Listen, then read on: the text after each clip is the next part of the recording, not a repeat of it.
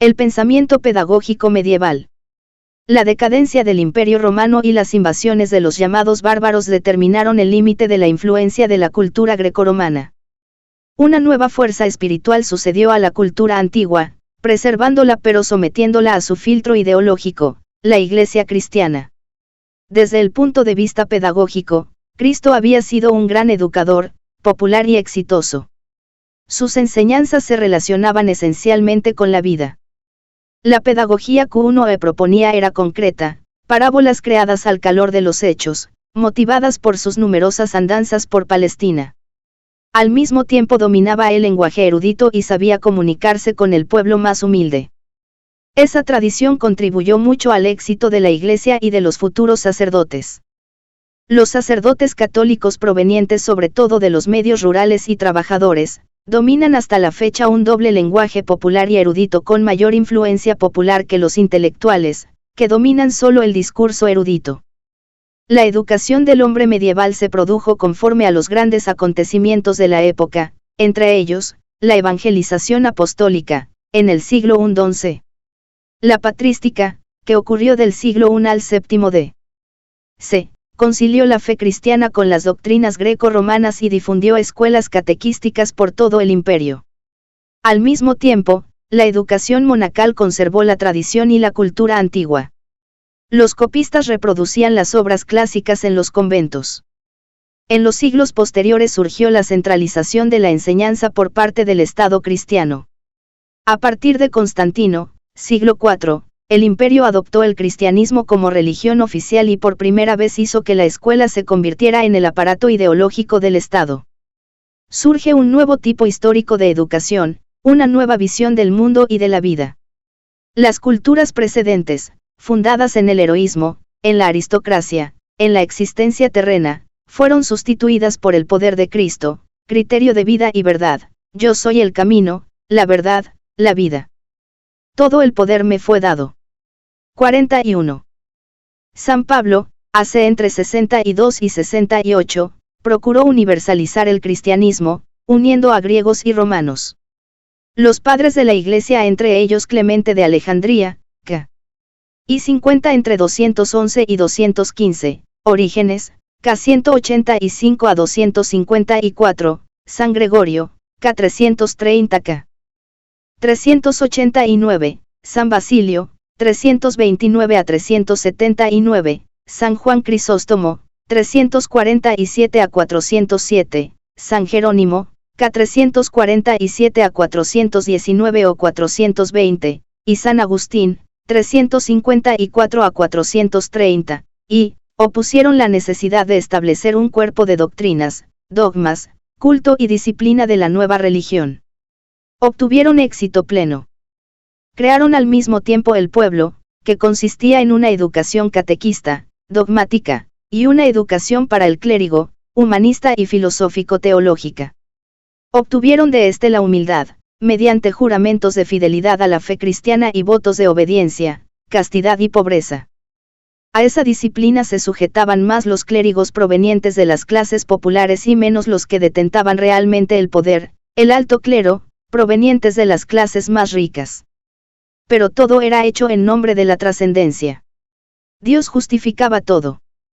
Hasta la fecha la Iglesia Católica se muestra monárquica, el sumo pontífice no tiene que rendir cuentas a nadie, a no ser a él, Dios. Los estudios medievales comprendían el trivium L1N, gramática, dialéctica y retórica. El quadrivium, aritmética, geometría, astronomía y música. En el siglo IX, bajo la inspiración de Carlomagno, el sistema de enseñanza comprendía a. Educación elemental, impartida por sacerdotes en escuelas. La finalidad de esas escuelas no era instruir sino a las masas campesinas, manteniéndolas al mismo tiempo dóciles y conformes. B. Secundaria, impartida en las escuelas monásticas. Es decir, en los conventos. C. Educación superior, impartida en las escuelas imperiales, donde eran preparados los funcionarios del imperio. En los siglos V y VII, se forma el Imperio Árabe. Mahoma 632, funda una nueva religión, el islamismo, Islam, salvación. Es llamado profeta del Islam. Sus seguidores son designados como musulmanes o maometanos. El nombre Mahoma significa el glorificado. El pensamiento pedagógico medieval. Los musulmanes creen que Mahoma fue el último mensajero de Dios. Piensan que él completó las enseñanzas sagradas de los profetas anteriores, como Abraham, Moisés y Jesús. Mahoma fue uno de los hombres más influyentes de todos los tiempos. Ese hecho le dio fuerza para introducir cambios en Arabia. Mahoma nació en la Meca, al sudeste de Arabia. Su padre murió antes de su nacimiento y su madre durante la infancia de Mahoma.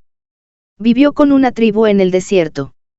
A los 25 años empezó a trabajar para una viuda acaudalada, Khedije, que, a pesar de ser 15 años mayor que él, se convirtió en su esposa. El pueblo de la Meca odiaba a Mahoma debido a los ataques que éste hacía al modo de vida en la Dudad. Ese hecho y la muerte de su esposa provocaron, en 622, la fuga de Mahoma hacia el norte, Medina, hoy Yatrib. Su emigración, llamada Égira, es considerada tan importante que el calendario musulmán se inicia en ese año. Mahoma pasó a ser el jefe de una región y de una comunidad, capaz de convertir su mensaje religioso en ley. Los judíos de Medina rompieron su alianza con Mahoma y conspiraron contra ello junto con sus enemigos de la Meca. Airado, Mahoma los expulsó de la ciudad y organizó una sociedad totalmente musulmana. Después de mucho tiempo de guerra, en 630 Mahoma entró triunfante en la Meca. Ofreció su perdón a aquel pueblo que, en su mayoría, lo aceptó como profeta de Dios. 2 años después murió en Medina, donde está su sepulcro. Actualmente, cerca de 1.000 millones de personas profesan el islamismo en 45 países. Las estadísticas islámicas indican que los musulmanes en Brasil suman 1 millón de creyentes. La doctrina de Mahoma está contenida en el Corán. El Corán, en árabe Al-Qur'an significa la lectura por excelencia, es el libro sagrado de los musulmanes. Contiene todas las revelaciones divinas que Mahoma tuvo en los últimos 20 años de su vida, por intermedio del arcángel Gabriel. El texto del Corán comprende 114 capítulos llamados Sura divididos en versículos. La introducción, Al-Fatiha, representa una síntesis del libro sagrado. Es la única parte cuya recitación se repite en todas las plegarias. Las revelaciones tuvieron lugar en 2 ciudades. Las de la Meca, llamadas sures de la Meca, se destinan a una comunidad hostil y pagana, representando una especie de código moral. Las de Medina contienen ciertas disposiciones jurídicas necesarias para la vida comunitaria de la sociedad islámica. El Corán es la obra maestra de la literatura árabe y una de las obras maestras de la literatura universal. Grandes sabios musulmanes se destacaron en la Edad Media. Entre ellos, Ibn Sina, 980 a 1037, más conocido en Occidente como una de las principales figuras de la ciencia y de la filosofía musulmanas. Está considerado entre los personajes más extraordinarios de la historia de la civilización. Filósofo de saber enciclopédico, científico e investigador teórico eminente de la medicina, poeta, músico, etc., es autor de una obra monumental que abarca casi todas las esferas del conocimiento de su época. Al-Biruni, 973 a 1048, uno de los grandes sabios del mundo islámico. Astrónomo, matemático, físico, geógrafo, historiador, lingüista, farmacólogo, además de filósofo y poeta, hizo una contribución excepcional al progreso intelectual de la humanidad. Supo analizar, transmitir, ampliar e integrar todo el conocimiento elaborado por sus predecesores y contemporáneos. Averroes, 1126 a 1198, musulmán nacido en Córdoba, España, uno de los grandes pensadores del siglo XII. Recuperó gran tradición de la antigüedad clásica y la transmitió, enriquecida y modificada, a la Edad Media cristiana. Predicó el universalismo cultural que defendía la coexistencia de las tradiciones de 3 grandes religiones monoteístas, el islamismo, el judaísmo y el cristianismo. Los 2 últimos siglos del primer milenio cristiano fueron perturbados por cambios, como las incursiones de los normandos, y por la cruzada a Tierra Santa contra los islámicos. Los grandes propietarios de tierras, entre ellos la Iglesia, se convirtieron en verdaderos soberanos de los feudos, feudalismo, dando origen a un nuevo modo de producción, ya no esclavista. El modo de producción feudal estableció dos clases diferentes: por un lado, el señor feudal, dueño de una vasta región, y los vasallos, pequeños propietarios provenientes de la nobleza y del clero, subordinados al señor feudal, y, por el otro, los siervos, que cultivaban la tierra aunque no fueran esclavos, podían ser vendidos por los señores junto con el feudo. El pensamiento pedagógico medieval.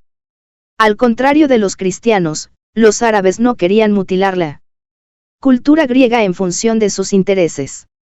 Ellos fueron quienes la llevaron al occidente mediante su invasión cultural.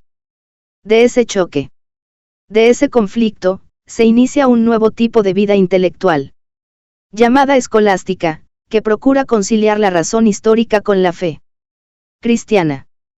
Sus fundadores fueron San Anselmo, 1033 o 1034 a 1109, y Pedro Abelardo, 1079 a 1142, pero el mayor exponente fue Santo Tomás de Aquino, 1224 o 1225 a 1274, para quien la revelación divina era suprarracional, pero no antirracional.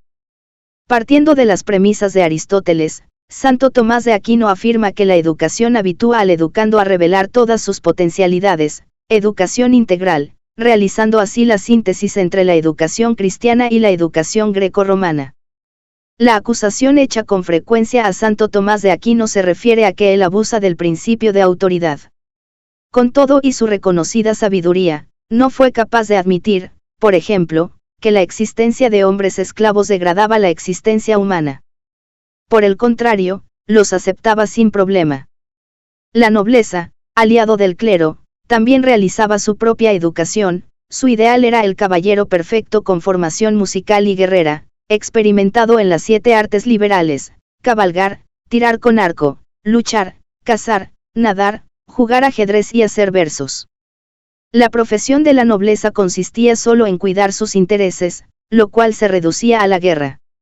Las clases trabajadoras, nacientes tenían solamente la educación oral, transmitida de padres a hijos, solo heredaban la cultura de la lucha por la sobrevivencia. Las mujeres, consideradas pecadoras por la Iglesia, solamente podían tener alguna educación si tuvieran vocación, vacare, llamar, para ingresar en los conventos. Pero solo eran llamadas aquellas que tenían la vocación principal, ser propietaria de tierras o heredera. Así, la Iglesia, al impedir también el casamiento entre sacerdotes y monjas, se constituyó en el mayor latifundista de la tierra. Los conventos se convirtieron también en poderosas instituciones bancarias. Dentro de los conventos continuaba existiendo la división de clases: por un lado 910 señores, priors, rectores, etc., y por el otro los siervos, monjas, frailes, inferiores, ayudantes, etc. La Iglesia no se preocupaba por la educación física. Consideraba pecaminoso al cuerpo, este debía ser sujetado y dominado. Los juegos quedaban por cuenta de la educación del caballero. Un hecho importante de la Edad Media fue la creación de las universidades de París, Bolonia, Salemo, Oxford, Heidelberg, Viena. Eran centros que buscaban la universalidad del saber. Ellas se constituyeron en la primera organización liberal de la Edad Media. Se iniciaron en el siglo XIII, con el desarrollo de las escuelas monásticas, la organización gremial de la sociedad y el vigor de la ciencia traída por los árabes.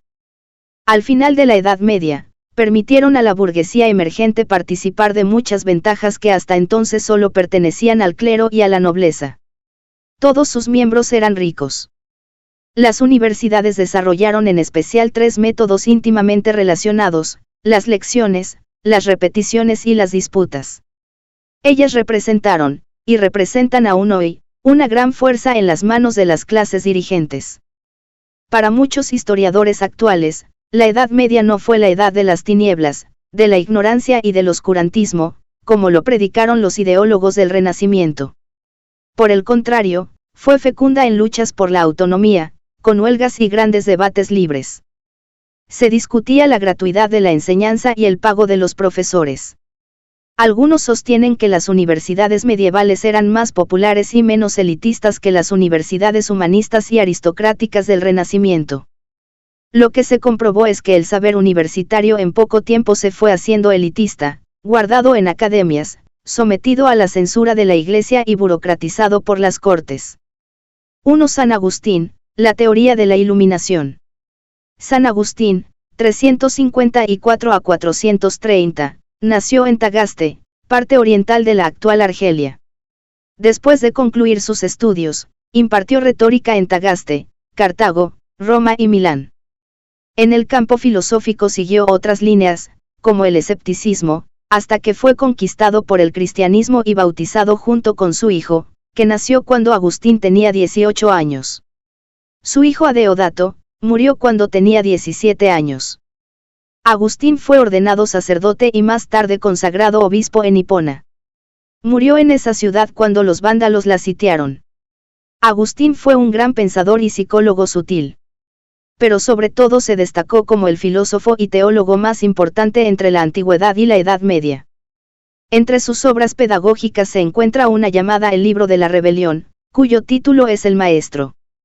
Dentro de la tradición platónica. San Agustín.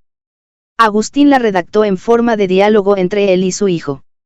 En ella desarrolló y defendió la idea de que, como toda necesidad humana, también el aprendizaje, en última instancia, solo puede ser satisfecho por Dios. En su pedagogía, recomendó a los educadores jovialidad, alegría, paz en el corazón y en oca-osa y en alguna broma también. Cristo enseña interiormente, el hombre informa. Exteriormente por medio de palabras.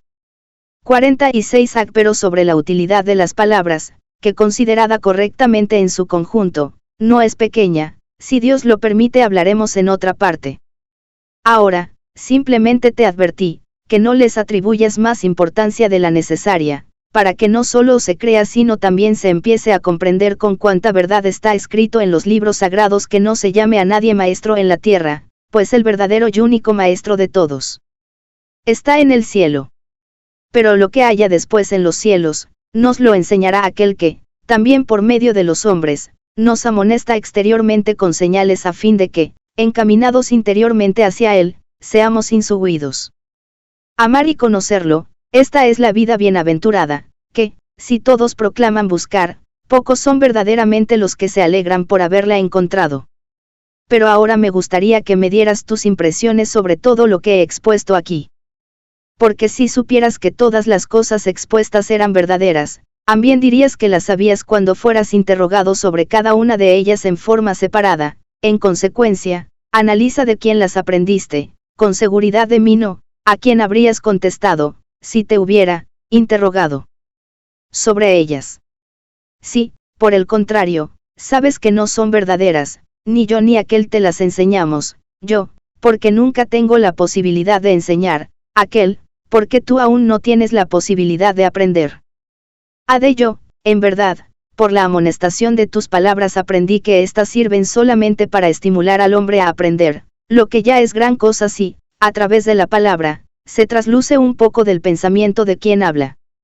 Si después se dijo la verdad, esto solamente nos lo pudo encefiar aquel que hablando por fuera, advierte que habita dentro de nosotros, aquel que por su gracia, he de amar más fervorosamente cuanto más que yo progrese en el conocimiento.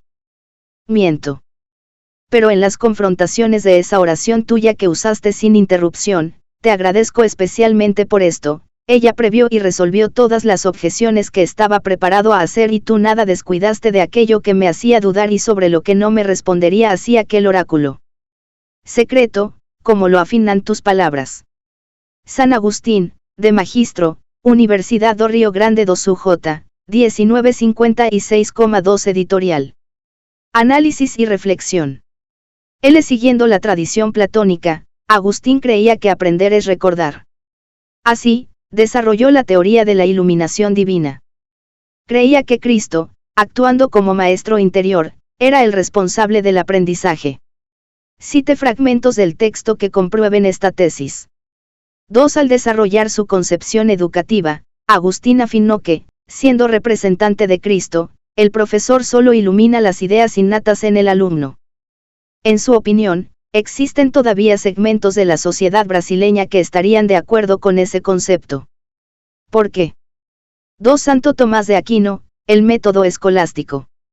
Santo Tomás de Aquino, 1224 o 1225 Grinación, generalmente a pie, b. 1274, nació en un castillo en la región. Citó varias ciudades, en las cuales de Nápoles.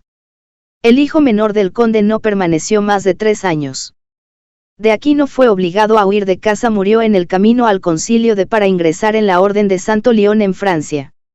Domingo, pues su padre estaba en dejó una obra inmensa. Fue contra de su lección a causa del filósofo, teólogo, uno de los más ac movimiento de las órdenes menditivos organizadores de estudios, Cantes. Y terminó sus estudios en pareformador de programas de Enceris, donde conoció a su maestro Ñanza, fundador de escuela Supe Alberto Magno. A los 27 años se convirtió, pero, sobre todo, profesor. Virtió en profesor universitario. Seguía y predicaba lo siguiente más. Fue canonizado, elevado tes principios, evitar la aversión por a doctor de la Iglesia y declarado el tedio y despertar la capacidad de patrono de todas las escuelas. Cató admirar y preguntar, como inicio licas. Con una vida de mucha pere de la auténtica enseñanza. Santo Tomás de Aquino. Enseñar es un acto de la vida activa. O contemplativa. Argumentos en favor de la segunda. El cuarto problema. Enseñar es un acto de la vida contemplativa o activa. Parece que corresponde a la contemplativa. Pues, como dice Gregorio, en la homilía 3 sobre Ezequiel, la vida activa acaba con el cuerpo. Pero tal cosa no sucede con la enseñanza, pues los ángeles, que no tienen cuerpo, enseñan. Por tanto, parece que la enseñanza pertenece a la vida contemplativa. 2. Como dice Gregorio sobre Ezequiel, homilía 14, primero se practica la vida activa para posteriormente llegar a la contemplativa. Pero la enseñanza se practica después de la contemplación. Luego, enseñar no pertenece a la vida activa.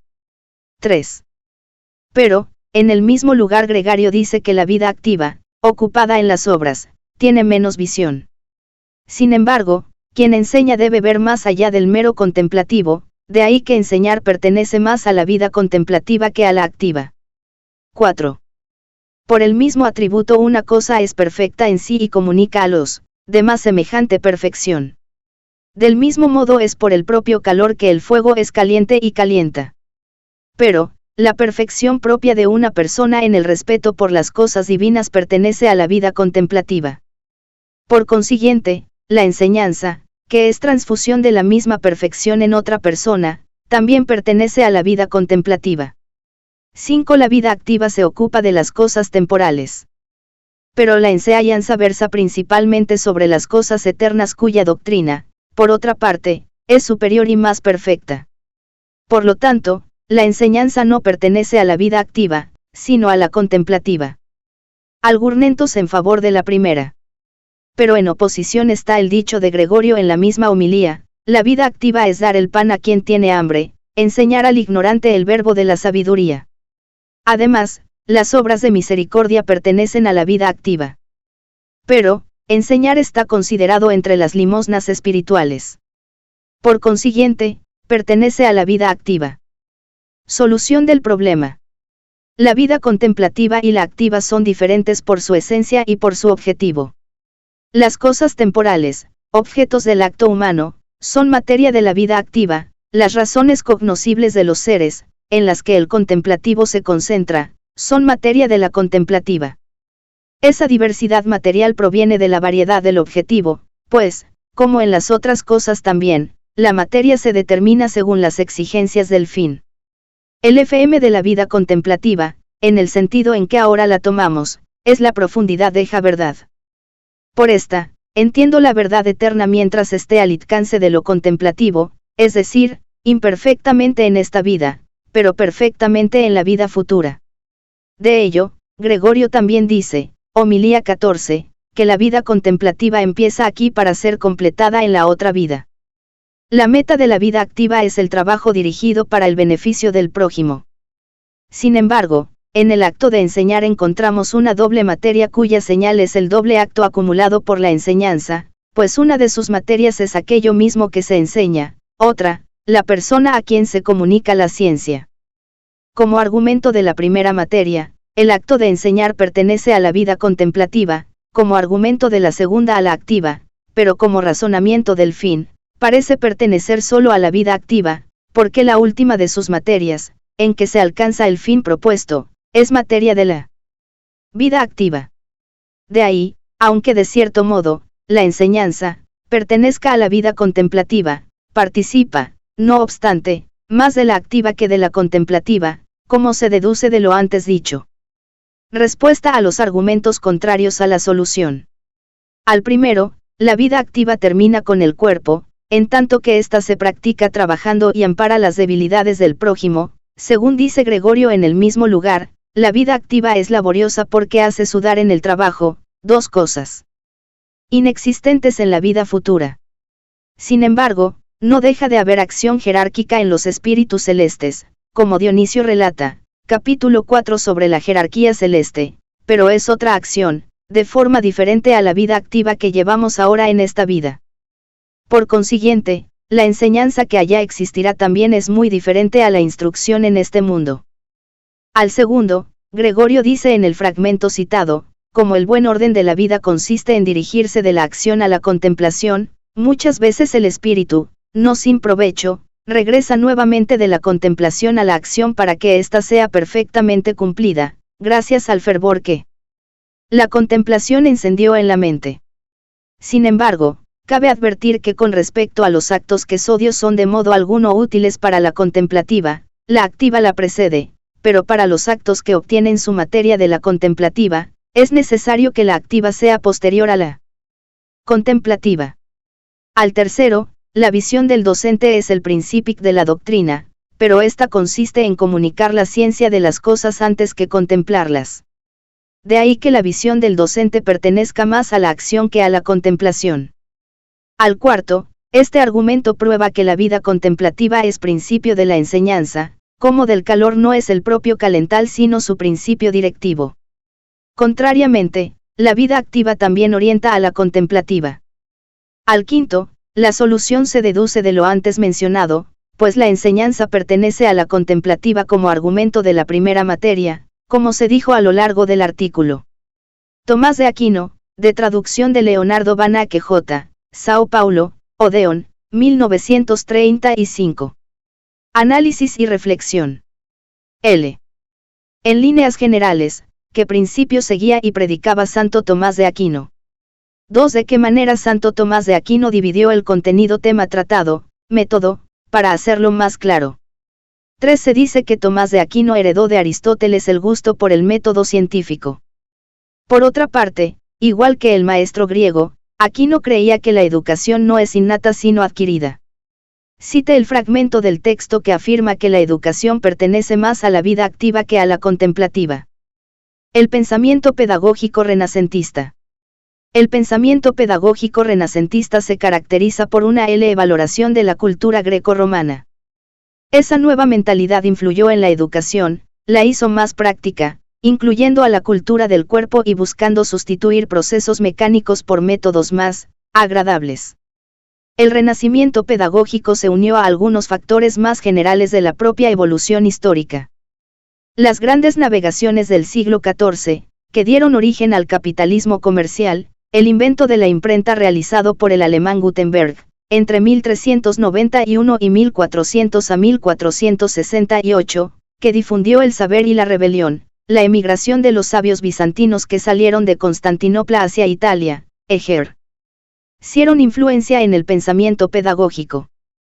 El invento de la brújula posibilitó las grandes navegaciones. Bartolomé Díaz le dio la vuelta al Cabo de Buena Esperanza, en el sur de África 1488, Cristóbal Colón descubrió América 1492, Vasco da Gama desembarcó en la India 1492, Pedro Álvarez Cabral descubrió Brasil 1500. Magallanes hizo el primer viaje alrededor del mundo 1520 y descubrió Oceanía 1521. El impacto de esos descubrimientos favoreció la creencia en las posibilidades de superación del hombre, favoreció el individualismo, el pionerismo y la aventura. Se desarrolló también el arte de la guerra, gracias al uso de la pólvora. La teoría heliocéntrica, defendida por el polaco Nicolás Copérnico, 1473 a 1543, ejerció gran impacto en la mentalidad de la época. La educación renacentista preparó la formación del hombre burgués. De ahí que esa educación no llegara a las masas populares. Se caracterizaba por el elitismo, por el aristocratismo y por el individualismo liberal. Concernía principalmente al clero, a la nobleza y a la burguesía naciente. Los principales educadores renacentistas fueron Vittorino da Feltre, 1378 a 1446, italiano, humanista cristiano, preceptor del príncipe de Mantua. En su casa Giocosa, casa 52. Escuela Alegre, proponía una educación individualizada, el autogobierno de los alumnos, la emulación. Habría sido la primera escuela nueva, que se desarrollaría más tarde en los siglos XIX y XX. Erasmo Desiderio, 1467 a 1536, natural de Rotterdam, Holanda. Abandonó la orden religiosa a la que pertenecía para llevar una vida errante, predicando ideas humanistas. Se hizo mundialmente famoso con su elogio de la locura 1509, obra de fondo satírico, que embistió contra el oscurantismo conservador de la pseudo-religión y de la cultura medieval. Ejerció gran influencia en la literatura europea del siglo XVI. Escribió también el Manual del Cristiano Militante 1501, La Cuestión de la Paz 1517, La Amable Concordia de la Iglesia, una nueva traducción de Eclesiastés, Coloquios 1522, entre otros. Erasmo, humanista en el sentido más amplio, creía en las posibilidades de que el raciocinio humano distinguiera claramente entre el bien y el mal, colocaba en el libre albedrío la fuente de todo auténtico pensamiento religioso y de toda opción moral. Representaba el vivo ejemplo de un nuevo orden de cosas, la mentalidad renacentista, de la cual se convirtió en uno de sus mayores representantes. Erasmo presenció la lucha entre la Iglesia Católica y Lutero, ambos solicitando su apoyo. Sin embargo, discordaba con los dos, hizo hincapié en conservar absoluta independencia personal. Lo que podría parecer cobardía era el resultado de la arraigada convicción de que los dos lados se equivocaban. El verdadero camino debería ser creado por el hombre en tanto que ser inteligente y libre. Juan Luis Vives, 1492 a 1540, nació en la ciudad de Valencia, España. Murió de solo 48 años en Brujas, Bélgica. Vivió en una época de grandes convulsiones y exasperadas luchas políticas, religiosas y científicas. Fue un hombre de espíritu, preceptor de la princesa María Tudor, hija de Enrique VIII de Inglaterra. Antes que nadie, reconoció las ventajas del método inductivo, el valor de la observación rigurosa y de la recopilación de experiencias, acentuó la importancia de lo concreto y de la individualización. Se pronunció a favor de los ejercicios corpores alto, la necesidad de la investigación y de la promoción de las aptitudes personales y previno contra la selección precipitada de talentos. Vives descubrió al niño, por quien se esforzó. Al proponer un estilo de educación adecuado, se dio cuenta de la importancia del juguete infantil, uno de los primeros en solicitar una remuneración gubernamental para los profesores.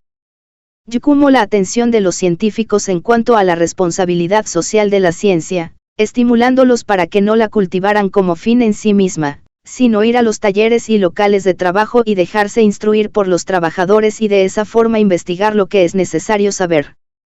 Para la vida en común L. Frank, y Ezra Bella, alrededor de 1483 a 1553, médico y fraile franciscano, criticó el formalismo de la educación escolástica, excesivamente influida por los libros. En una grotesca alegoría hizo que los franceses se rieran de la educación medieval del joven gigante llamado Gargantúa 1533, título de su libro. Para él lo importante no eran los libros sino la naturaleza. La educación necesitaba primero cuidar del cuerpo, de la higiene, de la limpieza, de la vida al aire libre, de los ejercicios físicos, etc. Esta debía ser alegre e integral. En una carta que Gargantúa escribe a su hijo Pantagruel, el padre presenta un verdadero plan de estudios. En cuanto al conocimiento de los hechos de la naturaleza, quiero que te enriquezcas con ellos esmeradamente, que no haya mar, río o fuente de los cuales no conozcas los peces, todos los pájaros del aire, todos los árboles, los arbustos y los frutos de las florestas, todas las hierbas de la tierra, todos los metales escondidos en el vientre de los abismos, las canteras del oriente y del sur, que pada te sea desconocido. Rabelais frecuentaba los mercados, las plazas públicas, las fiestas, los combates. Fue el principal testigo de la decadencia de la cultura medieval y del surgimiento de la modernidad. Sus difíciles escritos valorizaban la cultura popular, lo que significaba una resistencia a la cultura oficial de las clases dominantes.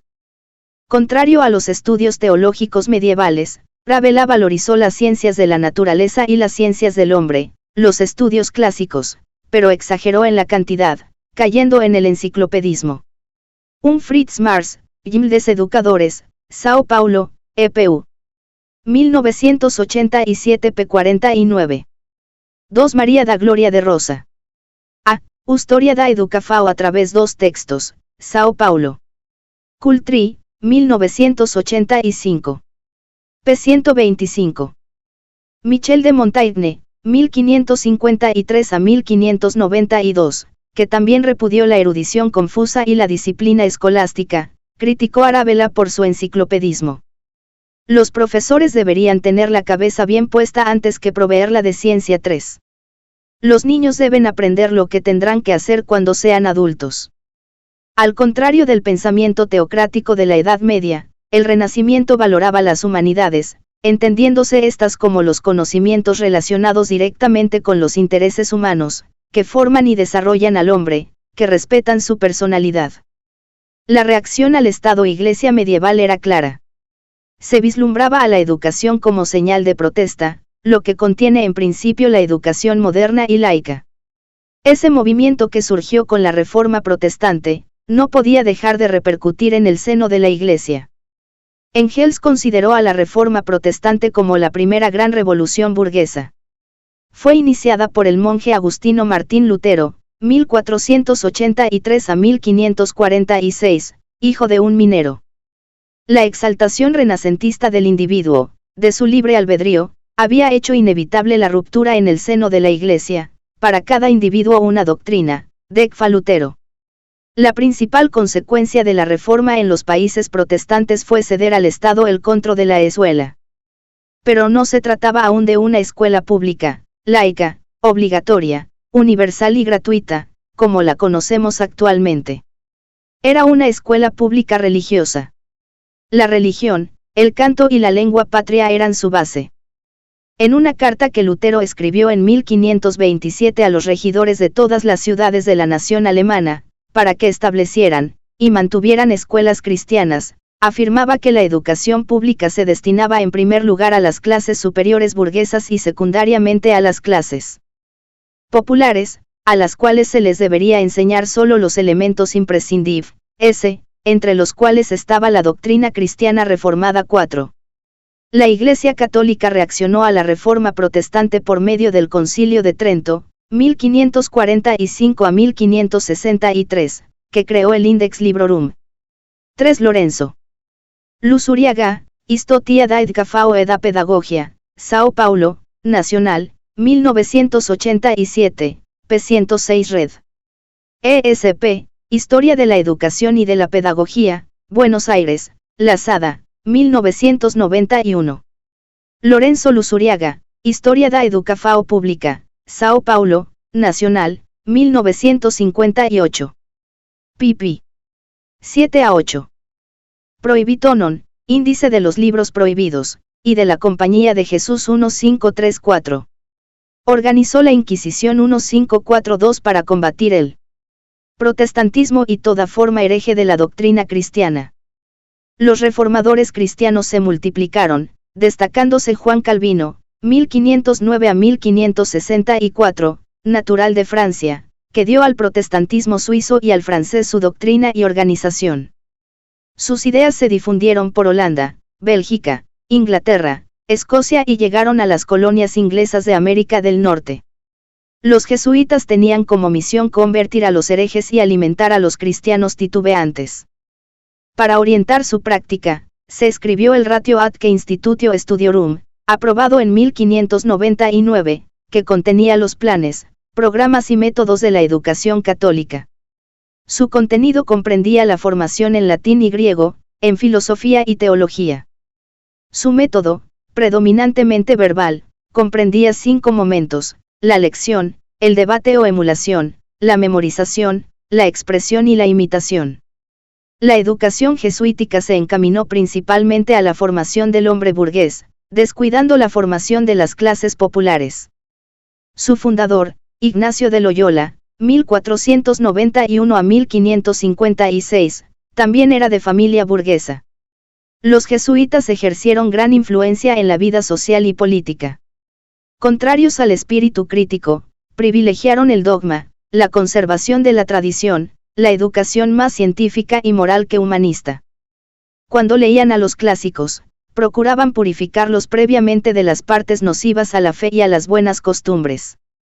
En la educación jesuítica todo estaba previsto, incluyendo la posición de las manos y el modo de levantar los ojos, para evitar cualquier forma de independencia personal. Su lema, obediencia al Papa hasta la muerte. Para eso, decían, era necesario ceñir la voluntad, como son ceñidos brazos y piernas de los bebés.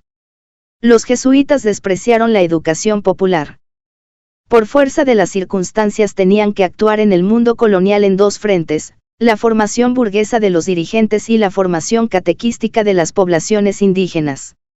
Eso significaba, la ciencia del gobierno para unos y la catequesis y la servidumbre para otros. Para el pueblo solamente sobró la enseñanza de los principios de la religión cristiana. 1. Montaigne, la educación humanista. Michel de Montaigne, 1533 a 1592, nació en el castillo Montaigne cerca de Bordeaux. Su educación fue confiada a un humanista alemán. Estudió Derecho y durante algunos años ejerció la función de consejero parlamentario en Bordeaux. Posteriormente se convirtió en prefecto de ese lugar por 4 años. Dedicó el resto de su vida a actividades literarias. Con sus pensamientos sobre la educación, Montaigne pudo ser considerado uno de los fundadores de la pedagogía de la Edad Moderne. Sodio. Se lamentó de que solo se trabajara con la memoria, dejando vacías la razón y la conciencia. Deseaba un hombre flexible, abierto a la verdad. Criticó duramente el brutal estilo de educación de su época. Sobre la educación de los niños. En cuanto a los que, según las costumbres, son encargados de instruir a varios espíritus, evidentemente diferentes unos de otros por la inteligencia y por el carácter, y dan a todos la misma lección y materia, no es de extrañar que difícilmente encuentren en una multitud de nifíos solamente a 2 o 3 que obtengan el debido provecho de la enseñanza. Que no se pida cuentas al niño solo de las palabras de la lección, sino también de su sentido y esencia, que se juzgue de provecho, no por el testimonio de la memoria sino por el de la vida.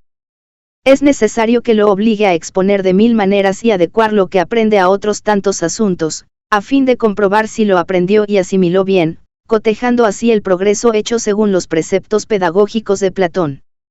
Vomitar la carne tal y como fue engullida, es señal de acidez estomacal e indigestión. El estómago no hace su trabajo mientras no cambie el aspecto y la forma de aquello que se le dio para digerir. Todo se someterá al examen del niño y no se le meterá nada en la cabeza simplemente por autoridad y prestigio. Que ningún principio de Aristóteles, de los estoicos o de los epicúreos, sea su principio. Preséntensele todos en su diversidad y que el niño elija si puede. Y si no puede, se quede con la duda, pues solo los locos están totalmente seguros de su opinión. El provecho de nuestro estudio consiste en que mejoremos y seamos más maduros. Epicarmo decía, es la inteligencia la que ve y oye, es la inteligencia la que aprovecha todo, dispone todo, actúa, domina y reina. Todo 10 demás es ciego, sordo y no tiene alma. Seguramente convertiremos al niño en servil y tímido si no le damos la oportunidad de hacer algo por sí mismo. Quien nunca preguntó a su discípulo qué opinión tiene de la retórica, de la gramática o de tal o cual máxima de Cicerón. Las meten en su memoria bien acomodadas, como vaticinios que deben repetirse al pie de la letra. Saber de memoria no es saber, es conservar lo que se entregó a la memoria para guardar. De lo que realmente sabemos, disponemos sin ver el modelo, sin volver los ojos al libro. Iste ciencia la ciencia puramente libresca. Que sirva de ornato pero no de fundamento, como piensa Platón, quien afirma que la firmeza, la plena fe, la sinceridad, son la verdadera filosofía, y que las otras ciencias, con otros fines, no son más que un brillo engañoso. Generalmente también se admite que el niño no debe ser educado junto a los padres. Su afecto natural los enternece y los hace mucho menos rigurosos, incluso a los más precavidos. No son capaces de castigar al niño por sus maldades ni de ver que se le eduque de forma un poco severa como conviene, para prepararlo para las aventuras de la vida. No soportarían verlo llegar del ejercicio, sudado y cubierto de polvo, o verlo montado en un caballo brioso o empuñando el florete contra un hábil esgrimista, o dar por primera vez un tiro de arcabuz. Y sin embargo, no hay otro camino. Quien desea ser del niño un hombre no debe ahorrar en la juventud ni dejar de aplicar a menudo los preceptos de los médicos, que viva al aire libre y en medio de los peligros. No basta fortalecerle el alma, también es necesario que desarrolle los músculos. El niño tendrá que esforzarse, demasiado si completamente solo tiene que cumplir la doble tarea. Sé cuánto me cuesta la compañía del cuerpo tan frágil, tan sensible y que tanto confía en mí. Y muchas veces veo en mis lecturas que mis maestros en sus escritos ponen en evidencia hechos de valentía y firmeza de ánimo que provienen mucho más del espesor de la piel y de la dureza de los huesos. Vi hombres, mujeres y niños de tal forma conformados que un bastonazo les duele menos de lo que a mí me duele un coscorrón, y no dicen nada cuando los golpean. Cuando los atletas imitan a los filósofos en paciencia, esto se debe atribuir más al vigor de los nervios que al del alma. El hábito del trabajo lleva al hábito del dolor, el trabajo endurece para el dolor. Es necesario acostumbrar al joven a la fatiga y a la rudeza de los ejercicios con el propósito de que se prepare para lo que soportan de penoso los dolores físicos, la luxación, los cólicos, los castigos, y hasta la prisión y la tortura, en las que el joven también puede caer en los tiempos actuales, que alcanzan tanto a buenos como a malos. Corremos el riesgo de caer en ellas. Todos los que combaten las leyes amenazan a los hombres de bien con el látigo y la soga. Por otro lado, la presencia de los padres es nociva a la autoridad del preceptor, la cual debe ser soberana, y el respeto que le tienen los familiares, el conocimiento de la situación y de la influencia de su familia, soy uno a mi juicio de mucha conveniencia en la infancia. En esa escuela del comercio de los hombres a menudo noté un defecto, en lugar de buscar aprender de los demás, nos esforzamos por hacernos conocidos y nos cansamos más en vender nuestra mercancía que en comprar otras nuevas. El silencio y la modestia son cualidades muy estimadas en la conversación. Se enseñará al niño a mostrar con parsimonia su saber, cuando lo haya adquirido, a no escandalizarse con tonterías y mentiras que se digan en su presencia, pues es increíble e impertinente enfadarse con lo que no agrada. Que se contente en corregirse a sí mismo y no parezca que censura a otros lo que él no hace, y que no contradiga los usos y costumbres. Se puede ser sabio sin arrogancia. Es inconcebible que en nuestro tiempo la filosofía no sea, incluso para personas inteligentes, más que un nombre vano y fantástico, sin utilidad ni valor, tanto en la teoría como en la práctica. Creo que eso se debe a los raciocinios capciosos y enredados con que le atestaron el camino. Se hace muy mal en describir al joven como inaccesible y en darle una fisonomía dura, huraña y temible. ¿Quién le puso tal máscara falsa, lívida, repugnante? Pues no hay nada más alegre, más vivo y diría casi más divertido. Tiene un aire festivo y jovial. No vive donde haya caras tristes y fruncidas. Es probable que en esas condiciones nuestro joven será menos inútil que los demás. Pero como los pasos que damos cuando paseamos en una galería no nos cansan tanto como lo hacemos por un camino fijo, aunque el primero sea 3 veces mayor, así también nuestras lecciones dadas al acaso del momento y del lugar, y como intervalo de nuestras acciones, transcurrirán sin sentirlas. Los ejercicios y hasta los juegos, las carreras, la lucha, la música, la danza, la caza, la equitación, la esgrima constituirán buena parte del estudio. Quiero que la delicadeza, la civilidad, las buenas maneras se modelen al mismo tiempo que el espíritu, pues no es solamente un alma la que se educa, ni un cuerpo, es un hombre, es menester no separar las dos partes de un todo. Como dice Platón, es necesario no educar una sin la otra y sí conducirlas al mismo tiempo, como un par de caballos atados al mismo carro. Y parece que hasta da más tiempo y atención a los ejercicios del cuerpo, pensando que el espíritu se ejercita al mismo tiempo, y no al contrario. Sea como sea, para esa educación debe procederse con firmeza y ternura y no como se hace de costumbre. Pues como lo hacen actualmente, en lugar de que los jóvenes se interesen por las letras, no se enojan por la tontería y la crueldad. Háganse a un lado la violencia y la fuerza, según mi punto de vista, nada más que eso corrompe y embrutece a una naturaleza generosa. Si queréis que el joven tema a la vergüenza y al castigo, no lo habituéis a estos. Habituadlo al sudor y al frío, al viento, al sol, a las casualidades que debe desdeñar, quitadle la pusilanimia y el esmero en el vestir, en el dormir, en el comer y en el beber, acostumbradlo a todo. Que no sea un niño bonito y afeminado, sino sano y fuerte, trátese de un niño o de un anciano, siempre tuve la misma forma de pensar al respecto. Siempre me desagradó la disciplina rigurosa de la mayor parte de nuestros colegios. Serían menos perjudiciales si desviaran la disciplina hacia la indulgencia. Los colegios son verdaderas prisiones para el cautiverio de la juventud y la hacen cínica y libertina antes de que llegue a serlo. Id a ver esos colegios en las horas de estudio, solo oiréis gritos de niños martirizados y de maestros iracundos. Linda manera de despertar el interés por las lecciones en esas almas tiernas y tímidas, esa manera de darlas con el ceño fruncido y con el látigo en la mano. ¡Qué método más injusto y pernicioso! Y Quintiliano advierte muy bien que una autoridad que se ejerce de modo tan tiránico conduce a las más nefastas consecuencias, principalmente por los castigos. ¿Cómo serían mejores las clases si fueran esparcidas de flores y hojas y no de varas sanguinolentas? Me gustaría que fueran alfombradas de imágenes de alegría, de júbilo, de Filara y de las gracias, como mandó hacer en su escuela el filósofo Espeusipo. Donde está el provecho también está la diversión. Hay que poner azúcar en los alimentos útiles para el niño y hiel en los nocivos. Es admirable cómo Platón en sus leyes se muestra preocupado por la alegría, por las diversiones de la juventud de la ciudad y cómo se demora en la recomendación por las carreras, los juegos, las canciones, los saltos y las danzas cuyo patrocinio y orientación se confiaron a los propios dioses. Apolo, las musas, Minerva. Sestien. De en 1000 preceptos sobre los gimnasios, mientras que discurre poco acerca de las letras y parece no recomendar en especial a la poesía, a menos que esté musicalizada. Y al final de 15 o 16 años compárese a nuestro joven con uno de esos latinistas del colegio que habrá pasado el mismo tiempo para aprender a hablar. El mundo es solo habladuría y nunca vi a un hombre que no degüera más de la cuenta.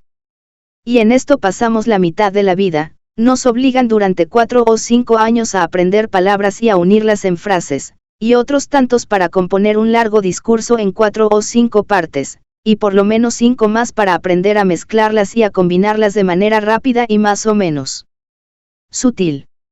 Déjese eso a quien lo hace como profesión. Si nuestro joven estuviera provisto de conocimientos reales, no le faltarán las palabras, y fluirán a la buena o a la mala. Hay quien se disculpe por no poder expresar las cosas bellas que desea tener en la cabeza y lamente su falta de elocuencia para revelarlas, eso es mistificación. ¿Queréis saber lo que eso significa, según mi punto de vista?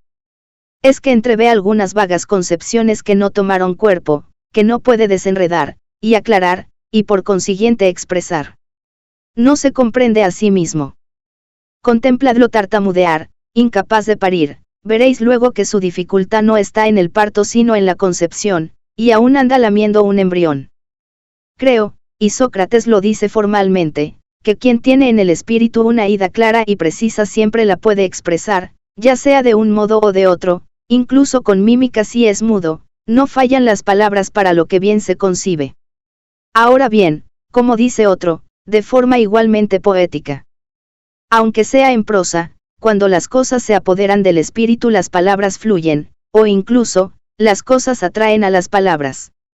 Puede ignorar ablativos, conjuntivos, sustantivos y gramáticas quien es dueño de su idea, es lo que se comprueba con un lacayo cualquiera o una prostituta del petit pont, que son capaces de complacernos en lo que queramos sin alejarse mucho más de las reglas de la lengua de lo que lo haría un bachiller de Francia. No saben retórica ni empiezan por captar la benevolencia del lector ingenuo y ni se preocupan por eso. Realmente, todos esos bellos adornos desaparecen ante el brillo de una verdad sencilla y natural. Esos requiebros sirven solo para divertir al vulgo incapaz de escoger un alimento más sustancial y fino, como Afer lo demuestra claramente en Tácito. M. Montaigne, Michel de, Ensayos, en los Pensadores, traducción de Sergio Millet, Sao Paulo, abril de 1972, primer libro, capítulo 26, editorial ESP, Enspios, varias ediciones. Análisis y reflexión. Haga una disertación sobre las ideas de Montaigne, enfocando principalmente la importancia de la educación individual, la autoridad del preceptor, el objetivo del estudio, la utilidad de la presencia de los padres en la educación de los hijos, la importancia del estudio de la filosofía para el joven. 2. Lutero, la educación protestante. Martín Lutero, 1483 a 1546, fue líder de la Reforma, movimiento religioso que llevó al nacimiento del protestantismo. Lutero nació y murió en Sajonia. Recibió el grado de maestro en filosofía en la Universidad de Erfurt 1505. Entonces inició sus estudios de Derecho, que interrumpió cuando ingresó al convento de los agustinos de esa misma ciudad. En 1507 fue ordenado sacerdote. Se doctoró en teología y fue designado profesor de teología en Wittenberg, cargo que mantuvo por el resto de su vida. En 1517, con la intención de recaudar fondos para la conclusión de la suntuosa Basílica de San Pedro, el Papa León X encomendó al monje dominico Tetzel ofrecer indulgencias, perdón de los pecados, a todos los que ofrecieran a la Iglesia sustanciosos donativos. Lutero se rebeló contra eso. La venta de indulgencias propició la ocasión para la ruptura. Lutero atacó al inquisidor Tetzel y se refugió en Wittenberg. No tardó en infefir las consecuencias de sus principios y enseguida negó la autoridad del Papa, la jerarquía, el celibato de los sacerdotes, los votos monásticos, el culto a los santos, el purgatorio y la misa. Excomulgado en 1520, quemó la bula del Papa públicamente. Tradujo la Biblia al alemán, poniéndola a la altura de los menos letrados. Pasando del terreno puramente religioso al social, a través de panfletos inculcó en los campesinos la rebeldía contra el pago de impuestos que la Iglesia cobraba y contra las opresiones de los señores feudales. Esa campaña acabó en una guerra civil en la que los campesinos lucharon. La contienda de ver 61 a vida de 100.000 personas de ambos lados. En esa época aparecieron los primeros protestantes. Las ciudades del imperio reclamaban el derecho de las minorías que adoptaron la reforma. Querían la libertad de conciencia contra la imposición del credo de las mayorías católicas. No hay animal irracional que no cuide e instruya a su cría. Realmente es un pecado y una vergüenza que tengamos que ser estimulados e incitados al deber de educar a nuestros niños y de considerar sus intereses más sublimes, al paso que nuestra propia naturaleza nos debería impulsar a eso y el ejemplo de los brutos nos proporciona instrucción variada. No hay animal irracional que no cuide e instruya a su cría en lo que ésta debe saber, con excepción del avestruz, de quien Dios dice, ella, la hembra del avestruz, pone sus huevos en la tierra y los calienta en la arena, y es dura con sus polluelos, como si no fueran de ella y de qué serviría si poseyéramos y realizáramos todo lo demás, y nos convirtiéramos en santos perfectos, si descuidáramos aquello por lo que vivimos esencialmente, esto es, cuidar de los jóvenes. En mi opinión no hay ninguna otra ofensa visible que, a los ojos de Dios, sea un fardo tan pesado para el mundo y merezca castigo tan duro como la negligencia en la educación de los niños. Los padres descuidan ese deber por varios motivos. En primer lugar, Hay algunos con tamaña falta de piedad y honestidad que no cumplirían ese deber incluso si pudieran, pero, al igual que la hembra del avestruz, tienen corazón duro para su propia prole y no hacen nada por ella.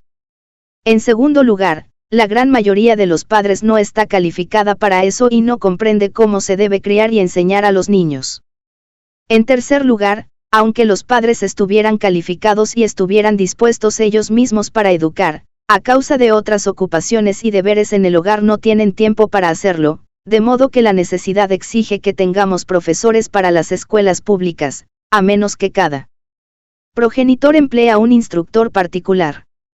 Por lo tanto, será deber de los prefectos y de los consejos tener el mayor cuidado con los jóvenes. Pues dado que la felicidad, honra y vida de esta ciudad están en sus manos, ellos serían considerados cobardes delante de Dios y del mundo en caso de que no buscaran, día y noche, con todo su esfuerzo, el bienestar y progreso de la ciudad. El demonio sintió el peligro que amenazaría su reino en caso de que las lenguas fueran estudiadas por todos. Pero preguntáis de nuevo si vamos a tener escuelas, y tenemos que tenerlas, ¿qué utilidad tiene enseñar latín, griego, hebreo y otras artes liberales? No basta enseñar las escrituras, que son necesarias para la salvación, en la lengua materna. A lo que respondo, desafortunadamente, sé que, ay de nosotros, alemanes, permaneceremos para siempre brutos y racionales, como merecidamente somos llamados por nación. Es vecinas. Pero me pregunto por qué no decimos también, qué utilidad tienen para nosotros la seda, el vino, las especias y otros artículos extranjeros, dado que nosotros mismos poseemos una abundancia de vino, trigo, lana, lino, madera y piedra en los estados alemanes, no solo para nuestras necesidades, sino también para embellecimiento y adorno. Estamos dispuestos a despreciar las lenguas y otras artes liberales que no son solo inocuas sino también un adorno, un beneficio y honra mayores que esas cosas, tanto para la comprensión de las sagradas escrituras como para el desempeño del gobierno civil, y no estamos dispuestos a renunciar a los artículos extranjeros que no son ni necesarios ni útiles y que, además de eso, nos empobrecen considerablemente. No es justo que seamos llamados bestias y brutos alemanes. En verdad, aunque las lenguas no trajeran algún beneficio práctico, deberíamos sentir algún interés por ellas por ser un don maravilloso de Dios, con el cual Él, ahora, bendijo a Alemania casi más que a cualquier otra tierra. No encontramos muchos ejemplos de casos en que Satanás las haya protegido en las universidades y claustros, por el contrario, esas instituciones acometieron ferozmente contra ellas y siguen haciéndolo. Pues el demonio sintió el peligro que amenazaría su reino en caso de que las lenguas fueran estudiadas por todos. No obstante, dado que él no podía impedir totalmente el cultivo de las lenguas, pretende, por lo menos, confinarlas a límites tan estrechos que por sí mismas irán a declinar y caer en desuso. Martín Lutero, carta aos prefeitos e conselheiros de todas as cidades da Alemana en prol de escolas Cristes, en Mayer, Frederic, Historia do Pensallo en lo Educacional, Río de Janeiro, Saar, 1976 Red. ESP, Historia del Pensamiento Pedagógico, Buenos Aires, Capeluz. Análisis y reflexión. Él le haga un resumen de las principales tesis defendidas por Lutero. 2. Explique esta afirmación de Lutero. En mi opinión no hay ninguna otra ofensa visible que, a los ojos de Dios, sea un fardo tan pesado para el mundo y merezca castigo tan duro como la negligencia en la educación de los niños. 3. Los jesuitas, a ratio studiorum. La pedagogía de los jesuitas ejerció gran influencia en casi todo el mundo, incluyendo a Brasil. Llegaron a este en 1549, fueron expulsados en 1759 y regresaron en 1847. Hasta la fecha. La educación tradicional los defiende. La Orden de los Jesuitas fue fundada en 1534 por el militar español Ignacio de Loyola, 1491 a 1556, con el objetivo de consagrarse a la educación de la juventud católica. Seguía los principios cristianos y se rebelaba contra la predicación religiosa protestante. El creador de la Compañía de Jesús imprimió una rígida disciplina y el culto de la obediencia a todos los miembros de la orden. La Ratio Studiorum es el plan de estudios, de métodos y la base filosófica de los jesuitas. Representa el primer sistema organizado de educación católica. Fue promulgada en 1599, después de un periodo de elaboración y experimentación. La educación de los jesuitas se destinaba a la formación de las élites burguesas, para prepararlas para ejercer la hegemonía cultural y política. Eficientes en la formación de las clases dirigentes, los jesuitas descuidaron completamente la educación popular. La pedagogía de la Compañía de Jesús fue y aún es criticada a pesar de haber sufrido correcciones y adaptaciones a través de los tiempos por suprimir la originalidad del pensamiento y comandar la invasión cultural colonialista europea en el mundo. Reglas del profesor de filosofía. El fin. Como las artes y las ciencias de la naturaleza preparan la inteligencia para la teología y contribuyen para su perfecta comprensión y aplicación práctica y por sí mismas compiten por el mismo fin, el profesor, buscando sinceramente en todas las cosas la honra y la gloria de Dios, debe tratarlas con el debido cuidado, de modo que prepare a sus alumnos, sobre todo los nuestros, para la teología y por encima de todo los estimule para el conocimiento del Creador. 2. ¿Cómo seguir a Aristóteles? En cuestiones de cierta importancia no se aleje de Aristóteles, a menos de que se trate de alguna doctrina opuesta a la unánimemente recibida por las escuelas, o, aún más, en contradicción con la verdadera fe. De acuerdo con las prescripciones del Concilio de Letrán, procure refutar con todo vigor semejantes argumentos de Aristóteles o de otro filósofo, contra la fe. 3 autores contrarios al cristianismo. Sin mucho criterio, no lea ni cite en el aula a los intérpretes de Aristóteles contrarios al cristianismo y procure que los alumnos no les tengan afecto. 4 Averroes. Por esa misma razón no reúna en un tratado especiales digresiones de Averroes, y lo mismo se diga de otros autores semejantes, y si tuviera que citar alguna cosa buena de él, cítela sin elogios y, cuando sea posible, muestre que las extrajo de otra fuente. 5. No se afilie a sectas filosóficas. No se afilie, ni usted ni sus alumnos, a alguna secta filosófica como la de los averroístas, de los alejandristas u otras semejantes, ni encubra los errores de Averroes, de Alejandro o de otros, antes encuentre en ello la oportunidad para disminuirles la autoridad con mayor vigor. 6. Santo Tomás. De Santo Tomás, por el contrario, hable siempre con respeto, siguiéndolo con buena voluntad todas las veces que sea posible, y disintiendo de él con pena y respeto cuando su opinión no sea plausible. 7 Curso de filosofía de 3 años. Enseñe todo el curso de filosofía en no menos de 3 años, 2 horas diarias, una por la mañana y otra por la tarde, a no ser que en alguna universidad los estatutos se opongan. 8 ¿Cuándo se debe concluir? Por esta razón no se concluya el curso antes de que las vacaciones de fin de año hayan llegado o estén muy próximas. 12. Estimación del texto de Aristóteles. Ponga todo el esmero para interpretar bien el texto de Aristóteles, y no dedique menos esfuerzo a la interpretación que a las propias cuestiones. Persuada a sus alumnos de que estará incompleta y mutilada la filosofía de los que no le concedan la debida importancia al estudio del texto. 13. ¿Qué textos deben explicarse y cómo? Siempre que encuentre textos célebres y citados con frecuencia en los debates, examine los cuidadosamente, cotejando entre sí las interpretaciones más notables, a fin de que vea cuál debe ser la preferida a partir del examen del contexto, de la fuerza de los términos griegos, de la comparación con otros textos, de la autoridad de los intérpretes más insignes y del peso de los argumentos. Al final, examine las objeciones que, si por un lado no deben explicarse demasiado en detalle, por el otro, no deberán omitirse si tienen alguna importancia. 14 Escoja el orden de los temas.